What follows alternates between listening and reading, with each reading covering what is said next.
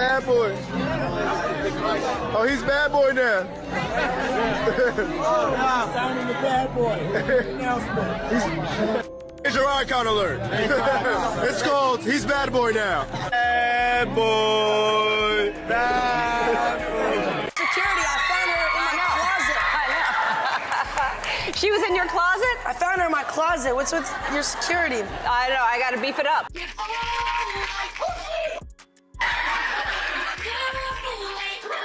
Another wave of alleged freak-off footage is making the rounds online. And this time, the names being dragged into the conversation have fans doing a serious double take. Rumors surrounding footage allegedly involving celebrities who once crossed paths with Diddy are exploding across the internet, and now Joe Rogan's supposed reaction to the videos is adding even more fuel to the entire drama. In Joe Rogan's recent video where he was talking to Guy Fieri, he was visibly unable to control his emotion as he talked about the recent Ellen DeGeneres and Justin Bieber freak-off videos. What else is forbidden? Like all this Diddy that's coming out. Like, I was just gonna say, doesn't that sound topical? Jesus Christ. The first day of the trial, did you pay attention to any of that stuff? Most people just know Justin Bieber as this teenage star who had a wild streak fame at some point, but what most people don't know is that there was something sinister going on under the surface. I like a fly guy. I fly high like a magpie. I go high like a bat guy. I like a fly guy. I fly high like a magpie. I so high like a bat guy. People like Ellen DeGeneres and Diddy were basically controlling Justin during his early career. So much so that they made Justin Bieber attend freak-offs, insane parties, and now those freak-off videos have resurfaced again. Fans are revisiting old video clips and realizing that the signs were there all along, and we didn't even pay attention to it. One of the most disturbing videos that resurfaced shows a 14-year-old Justin Bieber in a video with Diddy. The video looks harmless enough, right? Except when you actually listen to what Diddy is saying, you'll begin to realize that something weird is going on. Yeah, so as soon as you turn 16, you know what I'm saying, I'm gonna let you rock this every time. In the video, Diddy is saying he has full control of Justin Bieber for 48 hours and they were gonna go crazy, and he cannot disclose the details of what they were going to do. A decade ago, maybe people weren't so suspicious because it looks like every kid's dream. Right now, he's having 48 hours with Diddy, him and his boy. But knowing all the things we know now about Diddy and hearing that he spent 48 hours with a child that was not his begs the question as to what exactly Justin Bieber was forced to do or what Diddy did to him. It gets even worse. Justin Bieber and Diddy had another uncomfortable interaction during an interview with Jimmy Kimmel. When Justin was about to talk about what he and Diddy used to do when they hung out, Diddy immediately shut him down, saying that he knows better than to talk about what they do in public. Weird, right? I haven't gotten it yet, though. Yeah, I know. When is that coming, that Lamborghini? We talked about this last time. He had the Lamborghini for a day or two, and he had access to the house, and he knows better than to be talking about the things that he does with Big Brother Puff. And even when Justin tried to get away from all of it, Diddy still found a way to reach out to him and forced him to give him his number. It was almost like Justin couldn't escape Diddy. Starting to act different, huh?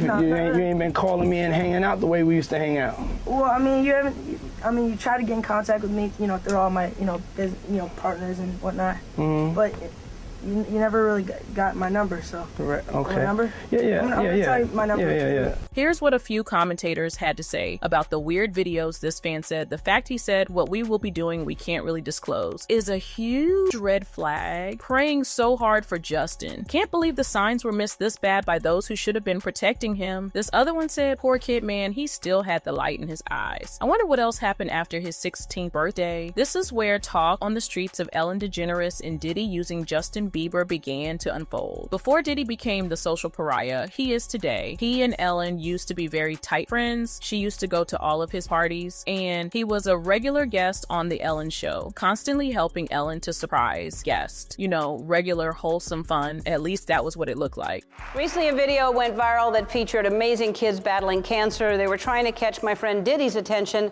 and they ended up catching mine. I'm so bummed I can't be there with y'all today. I'm stuck in Miami, but you're in great hands with my girl Ellen, and I promise that we're gonna be dancing together one day soon. And there was also an episode of Keeping Up with the Kardashians where Khloe claimed to have seen Justin at one of Diddy's parties where half of the guests were naked. Diddy, Quincy, Justin Bieber. So far, French so good. Montana. Do you know half the people you're naming? No. Insane, right? Now, when you begin to tie Diddy and Justin's uncomfortable videos, then Diddy's friendship with Ellen and the weird interview that Ellen had with Justin, the whole thing becomes even more suspicious than it already is. Back in 2015, 21-year-old Justin appeared on the Ellen DeGeneres show. It seemed like any normal interview until it wasn't. Here's how this happened. We were sitting around having a meeting and we said, let's have a Bieber week, an entire Bieber week. And we're like, who would do it? And they were like, well, what about Justin Bieber? Before that interview, paparazzi had taken nude pictures of Justin that he wasn't even aware of until the pictures leaked, because he was in a private villa when the pictures were taken. Justin took the pictures down from the internet and everyone moved on from it. Everyone but Ellen. During the interview with Justin, Ellen out of nowhere not only talked about the pictures, but displayed them on a giant screen for everyone in the audience to see. You are obviously in a private bungalow. Yeah. And because usually we're all pretty good at spotting paparazzi. Yeah. They hide in boats Yeah. and pretend to be fishermen, Yeah. and we're like, Yeah. you're paparazzi. I mean, Justin was so visibly uncomfortable because he kept covering his face and kept telling Ellen to stop because he felt shy. But despite his constant pleas, Ellen continued with the weird, invasive questions. I have friends, I've never seen them naked like that. And they don't bring me to Bora Bora. Stop, you're making me blush, dude.